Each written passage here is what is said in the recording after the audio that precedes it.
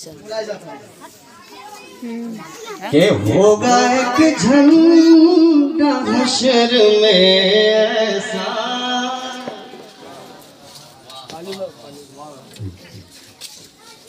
के होगा एक झंडा हशर में ऐसा,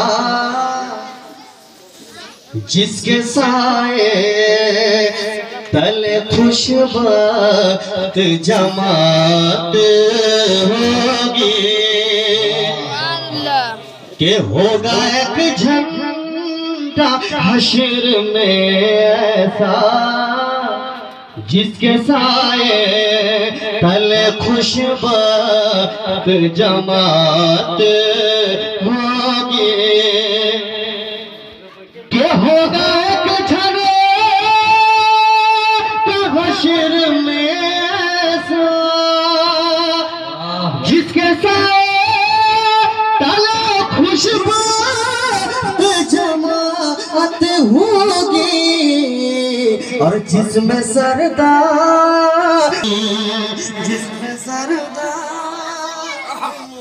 मुस्तफा होंगे, अरे जिसमें सरदार मुस्तफा होंगे, मुस्तफा ही के वसीले से शफाअत होगी।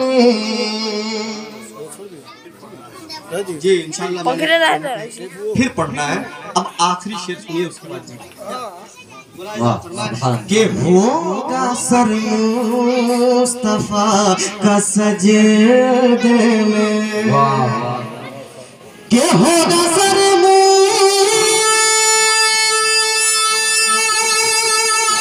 मुस्तफा का सजदे में, जब परेशान उम्मत होगी, तो रब कहेगा ये मेरा वादा है, रब कहेगा ये मेरा वादा है। कि आई करम की रात मेरी बात बन गई, पढ़कर नबी की नात मेरी बात बन गई। आका ने कह दिया कि हमारा गुलाम है, मिल ही गई निजात मेरी बात बन गई, मिल ही गई मेरी निजात मेरी बात बन गई। ठीक कीजिए। बहरहाल अभी आप देख रहे हैं इस मेंबर अक़दस पर पूरे मुल्क के हिंदू नेपाल में नातिया शायरी के हवाले से, शेरो अदब के हवाले से, बल्कि पूरी दुनिया में कलम के हवाले से, शेरो शायरी के हवाले से, जिन्होंने फन्ने नकाबत व नजाबत को नई ज़हत अता फरमाई है, हमारी जमात के काबिले फख्र उस्ताद शोरा व नुक़बा अदीब शहीद नकीबे बेनज़ीर उम्दतुल उलमा उम्दतुल शोरा हज़रत अल्लामा महबूब गौहर साहब, इरफान मुजफ्फरपुरी साहब, दिगर उलमाए किराम है, शोरा इज़ाम है कि हर एक लफ्ज़े मुअत्तर नबी नबी बोले।